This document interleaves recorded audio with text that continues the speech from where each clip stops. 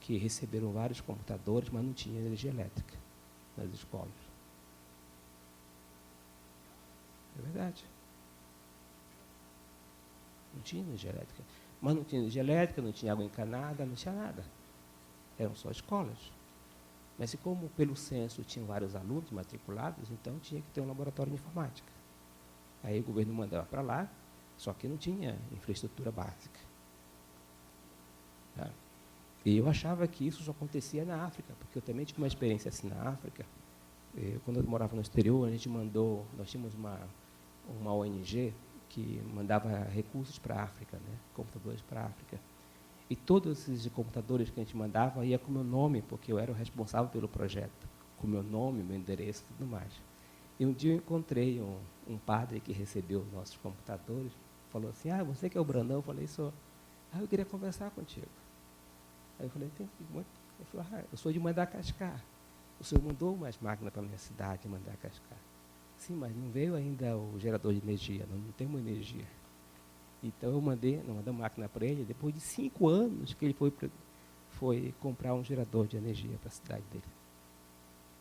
Você imagine o que era então aquele computador depois de 5 anos parado num pacote, porque não tinha como ligar na tomada. E a gente achava que acontecia isso só na África, mas acontece no Brasil também igual. Existe também, o que eu coloquei no início, né, a necessidade de se discutir essas novas linguagens de comunicação didática. Né? Por que muda na comunicação efetiva quando você usa tecnologia? Eu conversava com o Aníbal, a mãe do Aníbal. O Aníbal foi meu aluno na Universidade de Passo Fundo. A mãe do Aníbal, para mim, foi uma pessoa assim, muito particular, porque quando eu cheguei em Passo Fundo, em 93, a mãe do Aníbal usava uma expressão que era engraçado. Né? Ela dizia assim, eu quero tirar umas páginas do computador. Eu dizia, mas o computador não tira a página, ele imprime. E de vez em quando ela chegava comigo e dizia assim, eu quero tirar uma página do computador. Aí eu fiquei incomodado com aquela expressão, aquela comunicação que ela tentava fazer com a máquina, de querer tirar uma página do computador. Aí eu dizia, Lígia, se você pensar em imprimir, ia ficar mais fácil, porque o computador não tira a página, não existe lá no menu tirar a página, existe imprimir página. E aí o que eu fiz, então, em 93? A gente estabeleceu um projeto onde ela iria conversar com o computador.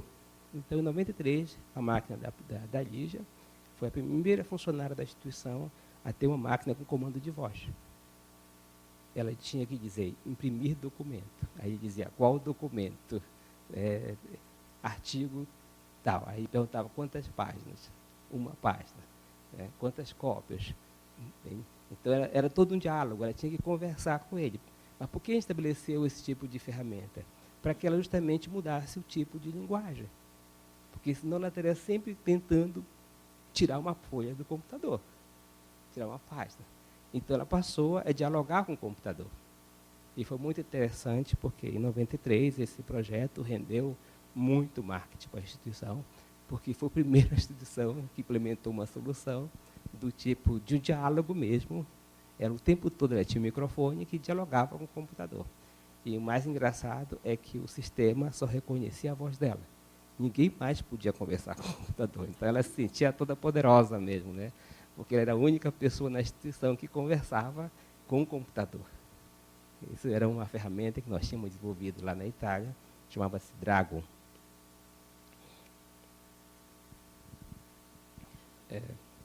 Como é que eu formo um professor para atuar com tecnologia? A gente sabe muito bem como é que forma um professor para atuar sem tecnologia. Eu volto a repetir para vocês, desde 79, quando entrei na universidade, eu já encontrei muitos livros velhos, amarelados, mas que davam muito bem conta da formação do professor para o ambiente presencial. Né? Numa troca, num diálogo, numa interação face a face, professor-aluno e assim por diante. Mas se o contexto hoje não é mais este, como é então que eu formo um professor para atuar com essas tecnologias? Eu não estou colocando apenas computador. Eu não sei se vocês estão lembrados que quando chegou na escola, quando a escola passou a receber o retroprojetor, que era uma tecnologia que só tinha um botão vermelho desse tamanho, teve gente que se apavorou, entrou em colapso, pediu licença, porque achava que aquilo ali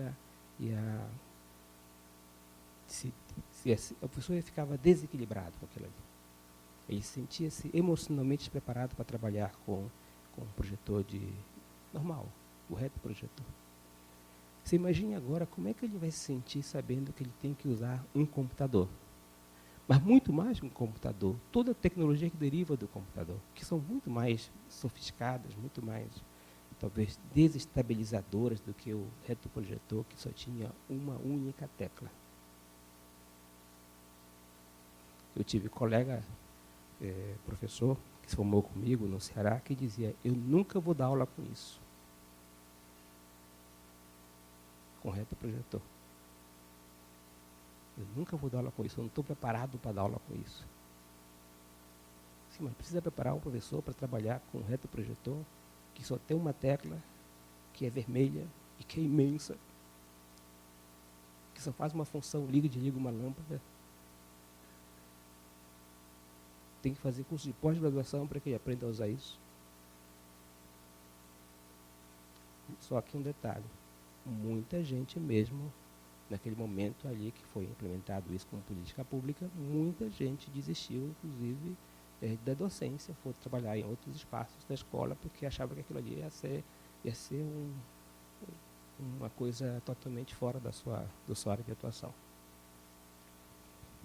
Então, é importante que vocês comecem a avaliar isso, né? Porque é fácil dizer para o professor assim: olha, pessoal, vocês têm que usar a tecnologia. Mas como é que eu preparo ele para trabalhar com isso? Como é que eu sensibilizo ele para trabalhar com tecnologia? Como é que eu instrumentalizo ele para trabalhar com tecnologia? Como é que eu permito que ele tenha acesso a essa tecnologia? Eu uso nas minhas aulas celulares. As escolas permitem que os professores usem celulares nas aulas? Dificilmente, né? Eu uso todo tipo de comunidades virtuais nas minhas aulas. As escolas permitem que as pessoas façam isso. Então, como é que eu preparo um professor para esse contexto, que as tecnologias estão aí, só que ele não conhece? Quando ele vai conhecer, as pessoas proíbem que ele tenha acesso a isso. Quando ele começa a tomar gosto da coisa, ele não tem acesso financeiro, ele não tem retaguarda de manutenção, ele não tem nada. É um professor que foi formado para um contexto, que ele gostaria de se aproximar de outro contexto, mas tem uma série de restrições que dificultam essa aproximação. E dificultam e muito essa aproximação. Eu montei agora recentemente na minha universidade uma parabólica para ter acesso aos canais de satélite de todos os países. Eu quero montar, na verdade, uma ilha de satélite. Uma ilha que eu possa ter acesso aos canais chineses, os canais franceses, todos os canais. Só que eu quero canais digitais, eu não quero o canal analógico. Então, eu preciso montar uma estrutura de ilha para poder entrar em decodificadores de todos esses países. Tá, ótimo. Mas as instituições permitem que a gente possa fazer isso? Eu tive restrições, inclusive legais. Me disseram que eu estava fazendo pirataria. Eu tive que assinar termos de compromisso na justiça que eu não estava roubando imagens de satélite de países, que eu não estava comprometendo a imagem do país. Mas, na verdade, eu estava tendo acesso a imagens educacionais da China, imagens educacionais dos Estados Unidos, de Israel, e tudo quanto é países, porque todos eles têm satélite. Do Brasil, da Argentina. Em 96, eu adquiri uma parabólica de 6 metros de diâmetro para a nossa universidade, para acessar a Fundação Barceló na Argentina. Porque naquela época a Fundação Barceló me permitia entrar na Mayo Clinic Foundation nos Estados Unidos. Até hoje essa parabólica está na nossa instituição, sob um termo de compromisso de não utilizar para fins militares. Até hoje eu tenho um documento que está assinado que eu não posso usar para fins militares.